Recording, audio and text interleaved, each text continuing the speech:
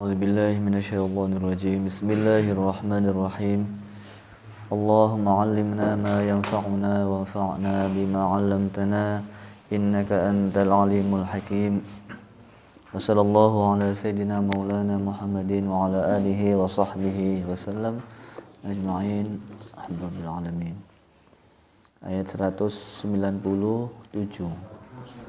8 ya. Laisa alaikum junahun, tidaklah dosa bagi kalian, alaikum ya, junahun isimnya laisa, fi antabtahu, kalian semuanya mencari, fadlan rizqan, yaitu rizki, mir rabbikum, dari Allah Tuhan kalian semuanya, bitijarati, dengan berdagang, fil haji, dalam melaksanakan haji. Raddan likarahatihim zalika, ini menolak,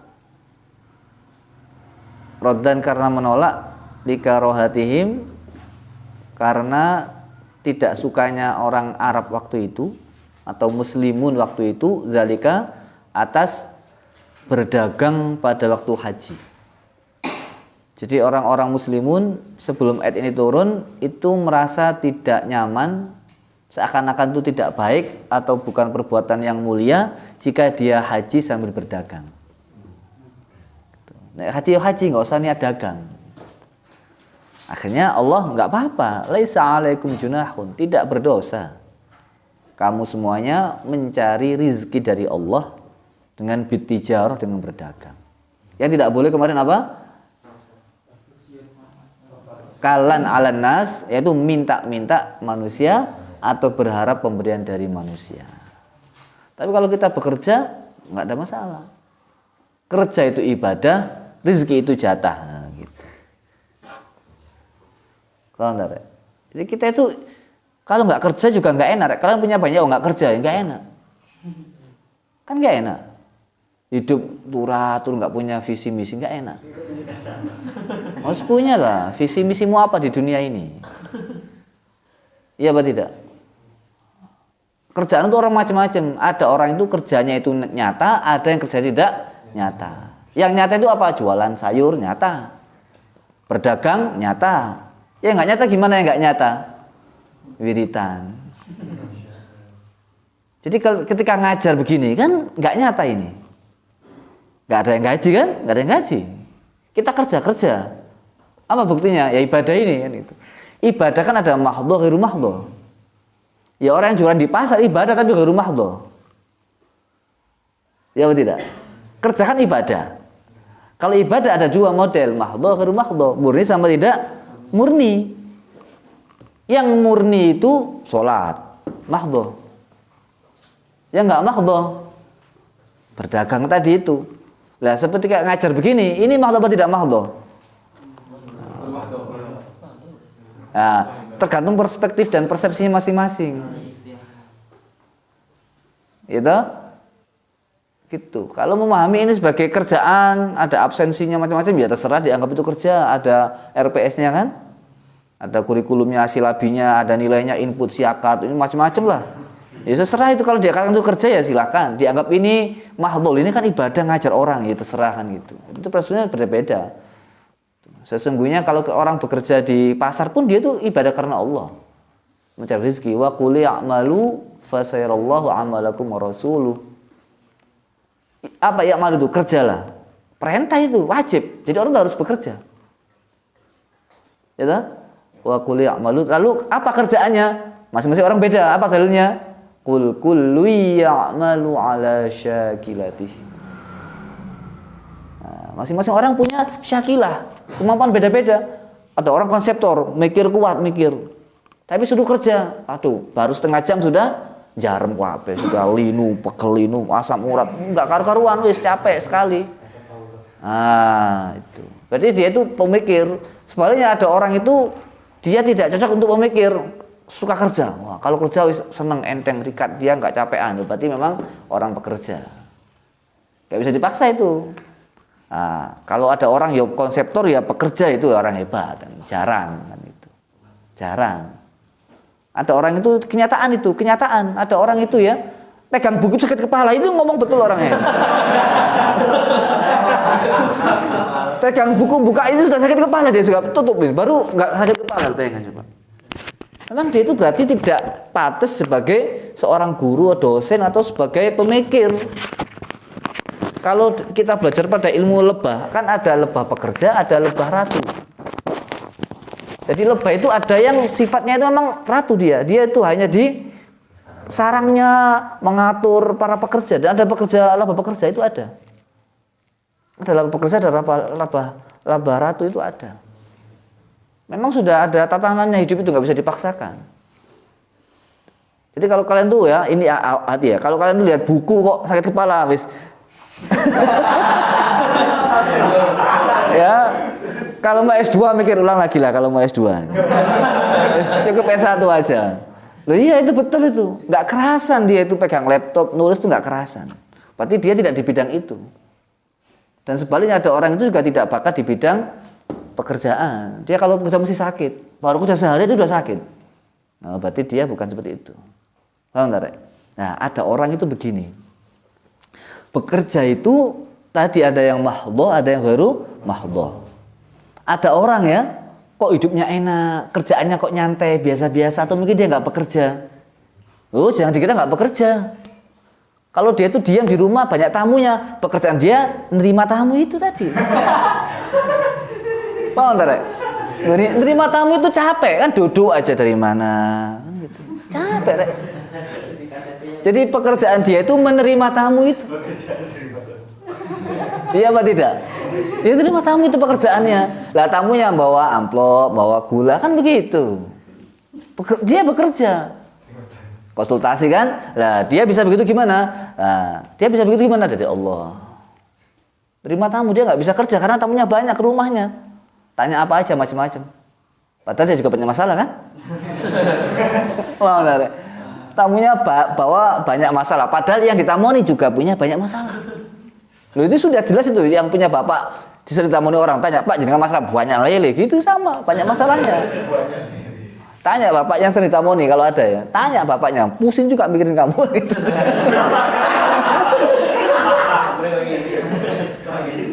Loh, saya ini tahu betul, saya ini tahu betul ada orang ya, misalkan ya Ustadz, misalkan ya, kalau mungkin kan gak enak ya, Ustadz ini anak saya malas sekolah, padahal bapaknya juga, anaknya juga sekolahnya itu aras-arasan itu sama sebenarnya. Dan saya tahu sendiri anaknya tuh nggak mau sekolah, tapi tamu nih orang niki yai atau ustaz, anak saya jarang sekolah sini masih amplop, padahal bapaknya sendiri anaknya juga nggak sekolah. Iya, paham tak kira? Ya, itulah Allah ya. Ada orang begini, ini ngomong sama saya nih, seorang istrinya ngomong sama saya, cerita, lah ya kamu ini kok bisa punya mobil ya, rezeki cukup, punya rumah. Padahal ya kerjanya kalau dihitung gajinya sedikit, ngajar hanya berapa misalkan ya. Tapi kok bisa rezekinya banyak gimana? Apa kata istrinya? Istri, bapak, suami saya dia kerja apa? Kalau malam bangun malam, sholat, baca Quran, minta sama Allah. Loh gitu. Itu kerjaan dia itu apa? Doa sama Allah, minta. Suamimu malam tidur, suamiku bangun. Ngono jare. Wah, narek. Gitu, bekerja juga dia itu. Paham nggak, Rek? Paham ya? Dia bekerja. Uang bukan tujuan, ingat, uang bukan tujuan. Kalau uang jadi tujuan mesti orang capek, sakit kepala dia. Kita dagang rugi, sakit kepala. Karena uang tujuannya tuh nggak dapat uang, nggak dapat untung, rugi, sakit kepala. Tapi kalau kita dagang karena Allah, ya hari ini kita sama Allah diuji dengan kerugian, selesai, aman, hati kita plong. Ya apa tidak, Rek? Orang yang dagang mesti rugi, mesti itu. Pasti itu ujian dari Allah supaya kita itu nata hati. Kamu dagang itu karena apa? Orang dagang nggak bisa menjamin kepastian dia akan beruntung. Sama, kalau kita jadi dosen mesti punya murid yang nggak nurut, mesti. Yang benar-benar itu mesti. Mesti itu. Nggak mungkin tidak itu ujiannya dari Allah itu. Paham tak? Itu. Jadi semua itu pasti akan diuji dengan perbuatannya, supaya Allah itu tahu kamu ini karena Allah atau tidak. Itu.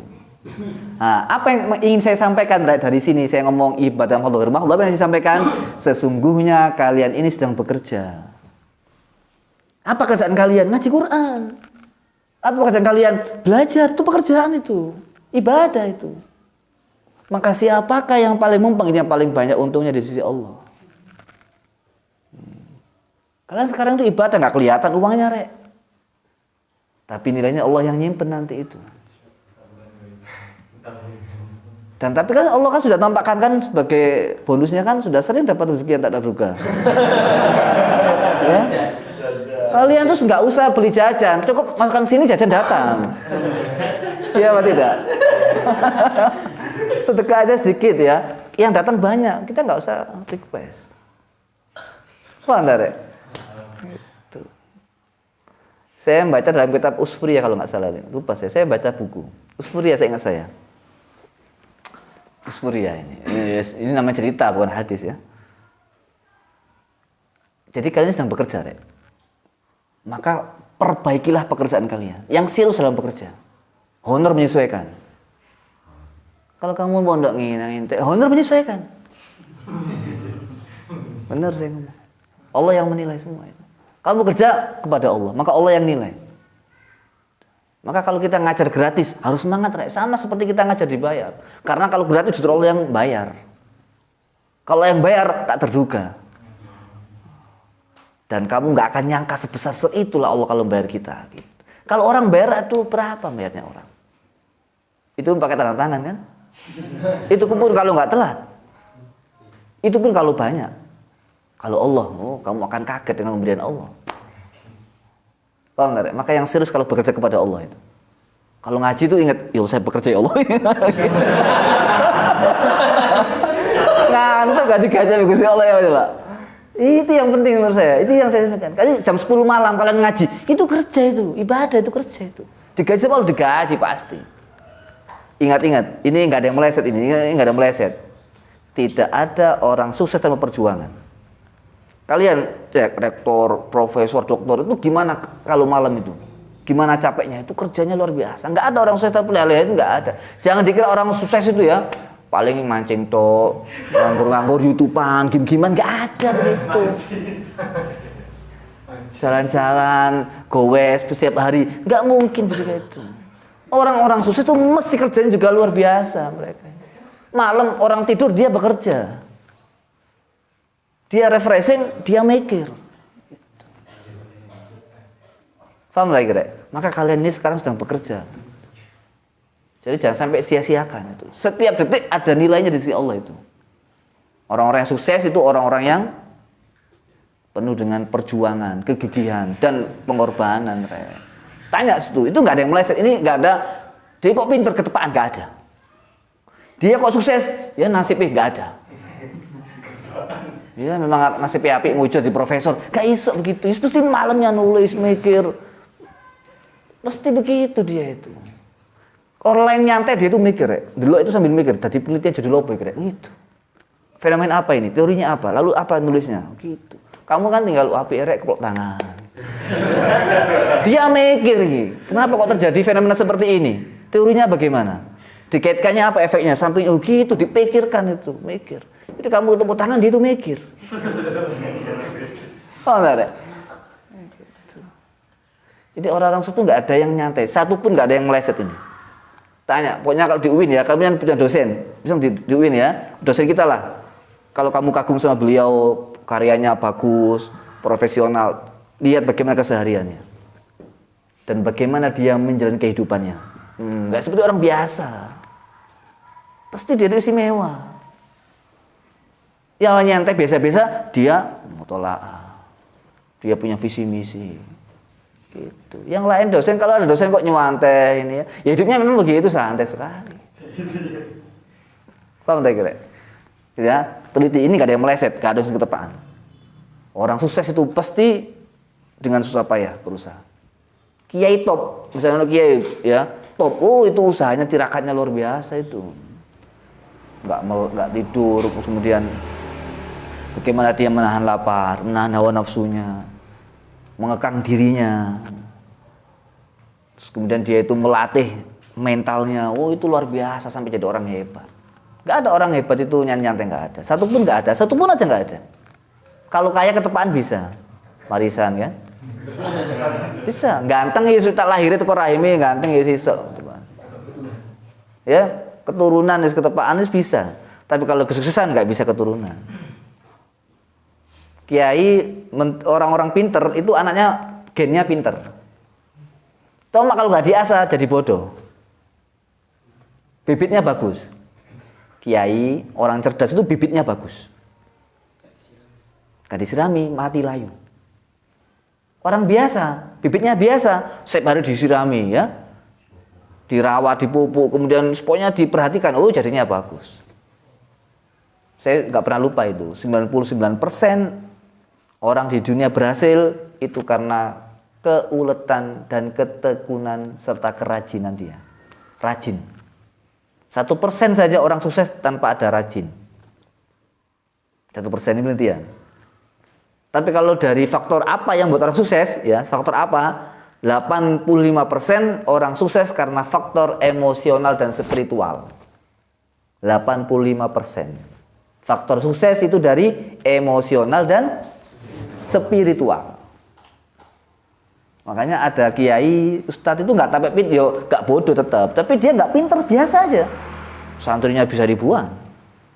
Karena memang dia ngajar anak kecil kan, Iqra kan, bisa aja masalah. Ngajar Iqra, Alif Lam Mim, nggak selesai, ngapain tinggi-tinggi? Ya tidak, dikasih goreng juga nggak nyaut kan?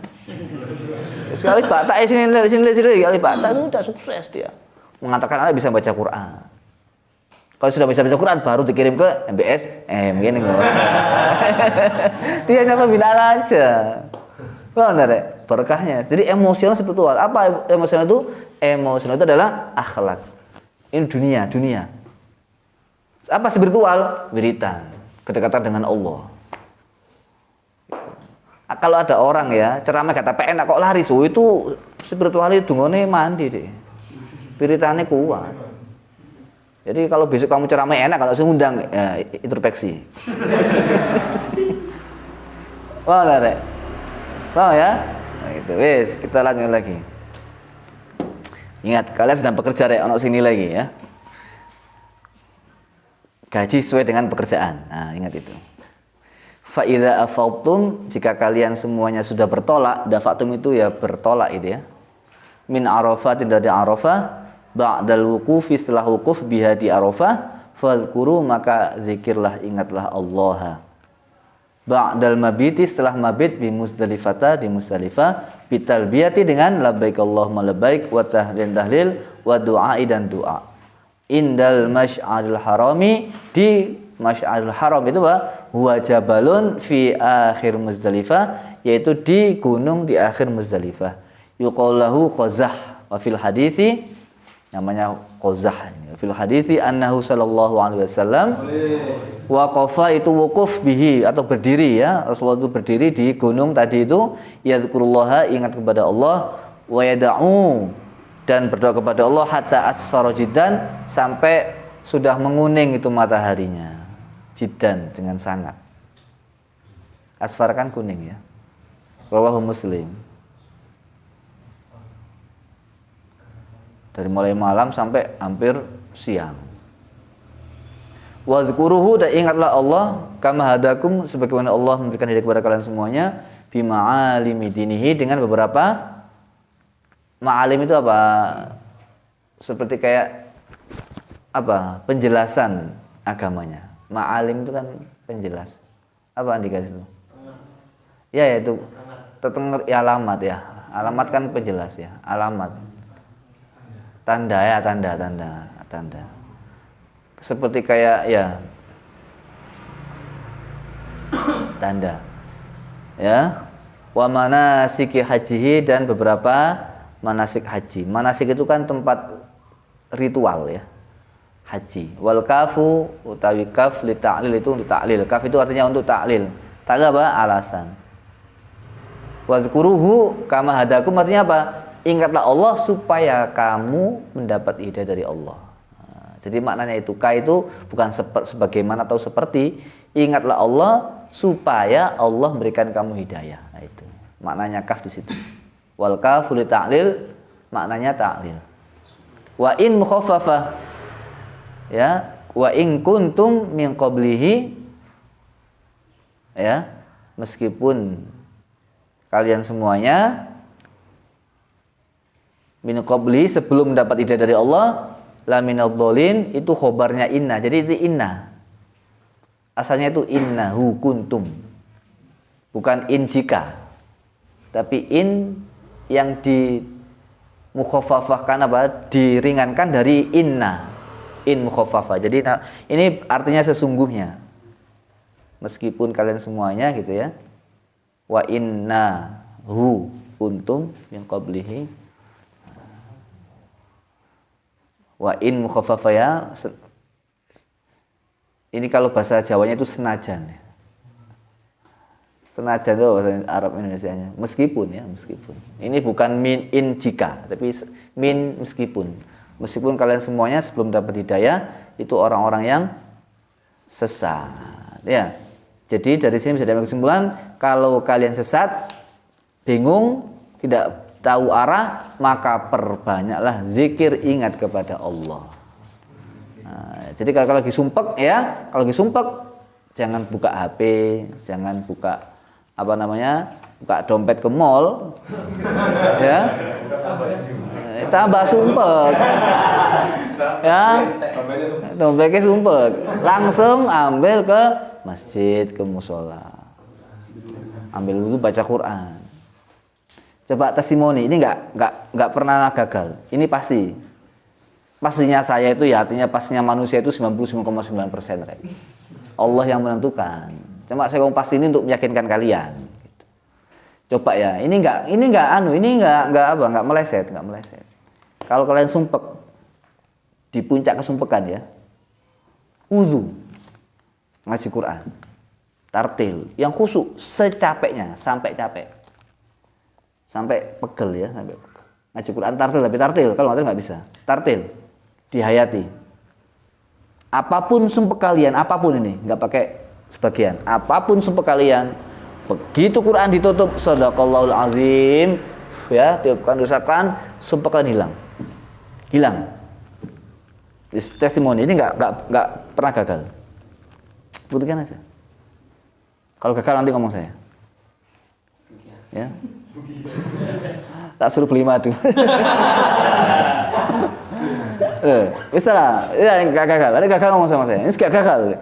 Nah kalau pasti rata-rata kadang sudah baca sudah berapa juz, berapa halaman, satu halaman ya nggak bisa. Sampai capek deh, 1 juz, 2 juz, 3 juz, 5 juz. Nggak bisa 1 halaman, 2 halaman, nggak bisa. Capek itu bukan capek hati tapi fisiknya. Ya sama maksud capek itu bukan capek hati tapi capek fisik. Sampai capek 2 juz, 3 juz. Udah capek lelah, turun. Itu langsung langsung plong ya, longgar. Kalau sumpeknya karena hutang, apa langsung hilang? Iya, sumpeknya hilang, hutangnya tetap. Iya, iya itu.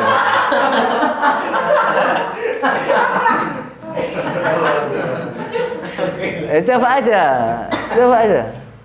Sumpeknya hilang, ini tetap. Kan itu bagus tuh, daripada harus dua-duanya kan. Urusan belakang nanti Allah akan jalan keluar ya. Saya kira itu untuk pada hari ini ya. Ingat, kita sedang bekerja ya. Kalau kamu tahajud itu bekerja gitu. Ada orang kerjanya santai kan, santai, jarang ke pasar, juga nang tuku, juga nang sekolah, tapi kok rezekinya banyak loh ya Allah. Kerja itu nggak tahu kalau malam itu wiritan, astagfirullah. Uang itu langsung ngejar. Ya ngono. Wah, kan ada orang begitu kan? Ada orang begitu. Ya enggak nang kantor, ya enggak nang ya enggak nang ngene iki, nang pasar, ya enggak nang toko, tapi kok rezekine kok akeh tekon iki. Ya enggak punya jualan tapi kok rezekinya banyak. Loh itu ingat. Dia bekerja itu kalau malam itu.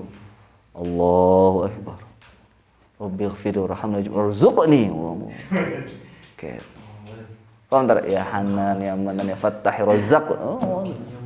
Ya Ghani ya Mughni ya Ghani ya Mughni ya Ghani Mughni. Uang langsung keluar dari bawah itu.